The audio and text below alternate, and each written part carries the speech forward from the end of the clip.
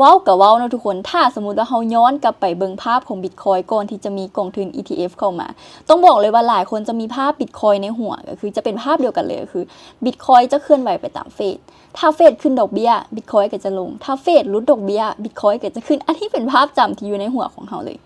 ค่อยมีสถิติตัวนึงเอามาแบ่งปันให้ทุกคนได้เบิ่งกันเนาะตัวนี้ค่อยได้อ้างอิงมาจากทาง Binance Research เป็นค่าที่เฮ็ดให้เฮาได้ฮู้ว่าก่อน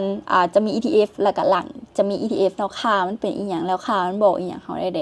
ตัวนี้เลยทุกคนสิ่งที่ทุกคนเห็นอยู่นี่ก็คือเป็นค่า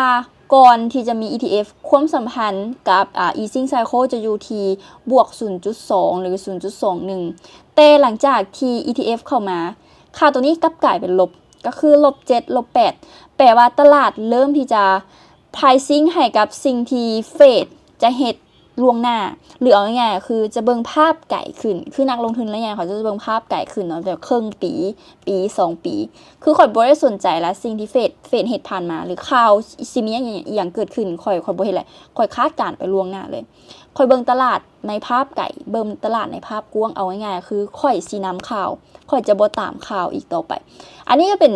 เพียงแบบว่าเขาเอาทริคน้อยๆมาแชร์ทุกคนได้เบิ่งกันกับตัวเลขตัวนี้ที่ทุกคนจะได้เห็นการเปลี่ยนไปของ Bitcoin ก่อนที่จะมี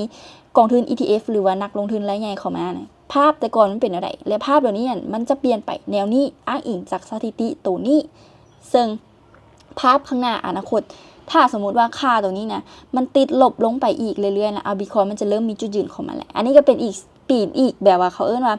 เป็นอีกค่าหนึ่งหรือเป็นอีกปัจจัยหนึ่งที่เอามาให้ทุกคนได้เบิ่งกันแล้วก็แชร์ในเรื่องสถิติตัวเลขให้ทุกคนได้เบิ่งกันว่า Bitcoin จะบ่แม่นสินทรัพย์ที่เก่งกำไรอีกต่อไปมันจะเริ่มเสถียรขึ้น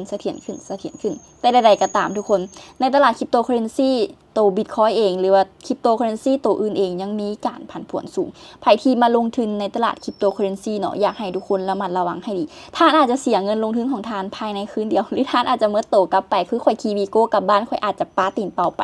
อันนี้ก็เป็นอีกสิ่งหนึ่งที่อยากให้ทุกคนเบิ่งความเสี่ยงของตลาดคริปโตเคอเรนซีไว้ให้ดีเพราะว่ามันผันผวนค่อนข้างที่จะหุ้นแห้งหลาย